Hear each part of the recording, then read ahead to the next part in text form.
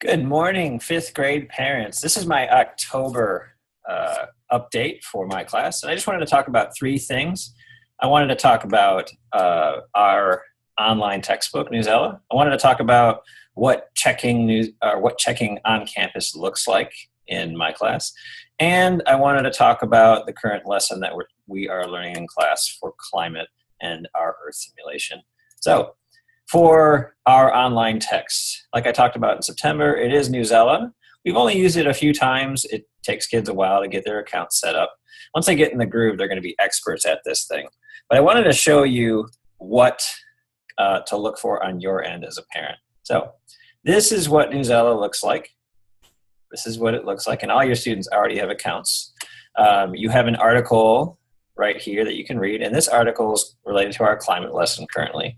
Right up here in the top right, you have Lexile levels. Now on my end, I can see what grade level that the articles are written at, but you can choose different levels, and I assign articles on grade level, sometimes a little bit above grade level if we're reading the article in class. So for example, this article at an 810 is roughly a fifth grade reading level.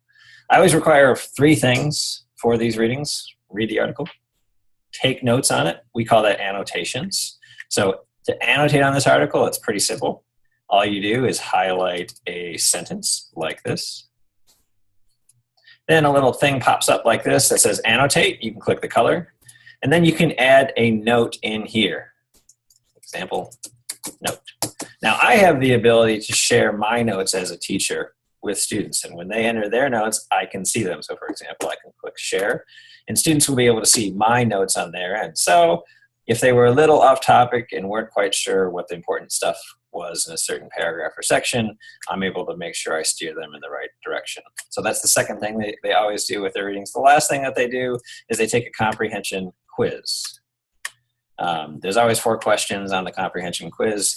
The quizzes have to always do with 3 or 4 ideas, or 3 or 4 types of questions, I should say. There's vocabulary, there's main idea type questions, there's analyze the text-based questions. So really, really good skill building reading that's related to skill development outside of social studies. I do not record the grade that a student gets on this quiz. So for example, if a student earns 25%, so 1 out of 4 questions correct, they do not get a 25% on the quiz for their assignment. They get 10 out of 10, 100%. I want them to practice the skill. We, of course, review answers in the process once we're done with the reading.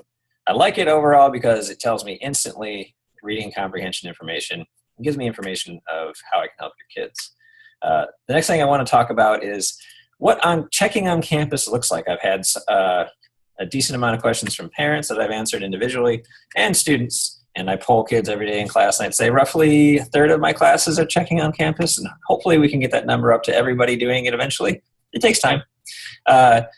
This is your bulletin board. This is my homepage. These are your go-to links. So there's Newsela, like I just talked about right there, Library of Congress, Google Drive, and Shepherd Software. Topics page is your unit page. So, for example, to study for the most recent latitude and longitude quiz, there was some vocabulary on there. If you'd like to support your student at home, that's awesome. I love that. I post units Quizlet with the vocabulary here. You can always click on it. Boom, it opens. You're good to go. Your student does not need a Quizlet account to view my Quizlet. It's an open link. It's right there. However, I have had them set up Quizlet accounts this past week. They all have one. So now they can create their own vocabulary as well. Any resources that you need from home are here. Readings that we have completed are here. And any other important and helpful links are right there. Last thing I want to talk about is we're in the middle of our climate lessons related to our world geography unit. Right now we're talking about factors that affect climate. We're doing some cool climate labs. Next week we're going to be doing some cool Earth simulations to show each other and show the kids how seasons actually occur as the Earth moves around the sun. It's a lot of fun. I'll post some pictures to Instagram. You'll see what we're doing in there. I hope to see everybody next week or in November with conferences. I have a bunch of slots open in November. Fill them up. I love meeting parents. Hope to see you soon. Have a great weekend.